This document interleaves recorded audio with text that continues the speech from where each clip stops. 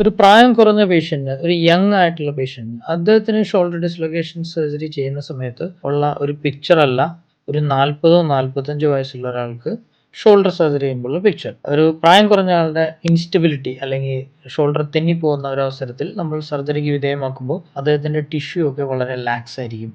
പക്ഷെ മസിലുകൾക്ക് പരിക്കുണ്ടാവാനുള്ള ചാൻസ് വളരെ വിരളമാണ്. അപ്പോൾ അദ്ദേഹത്തിന് ലിഗമെന്റ് റിപ്പയറുകളാണ് കൂടുതലായിട്ട് വേണ്ടി വരിക.